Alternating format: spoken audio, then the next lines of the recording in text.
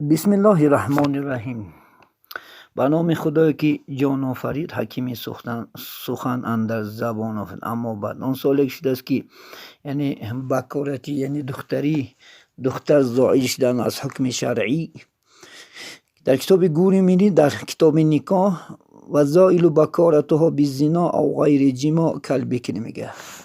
یعنی زنی که میگه زائل شد یعنی برفت باشد بکارت دختری به سبب زنا یا به سبب غیر زنا، چون که مثال یک جوار سخت پره هم یا که به سبب حیض یعنی سخت خنی حیضی یعنی دختری اومدنش بسیار، یا که از سبب جراحت یعنی رسیدن یعنی بکارتی دختر زائل شوم حکم حکم یعنی بکر دختری در بر میگیره.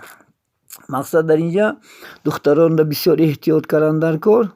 مثال پیامبر اسلام لعنت کرده الفرجی السرج حدیثه، یعنی یک دختری که در بالای یعنی زین میشینه، یعنی خر سوار شدنش، اسب سوار شدنش و خب ولا سفید منحی کردنش هم سبب که بکارت یعنی دختریش میروه.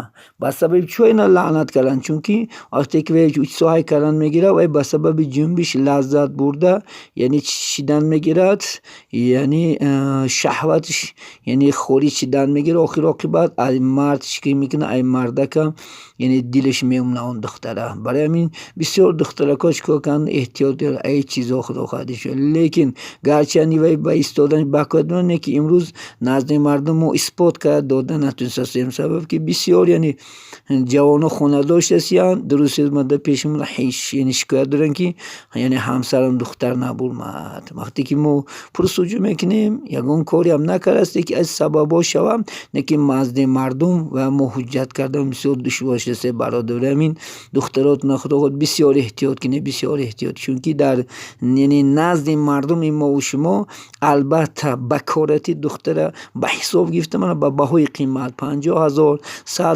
50 میلیون 100 میلیون دشکار شدیان یعنی خونه داشتن. برای این نهایت دخترها را احتیاط کنین و شرم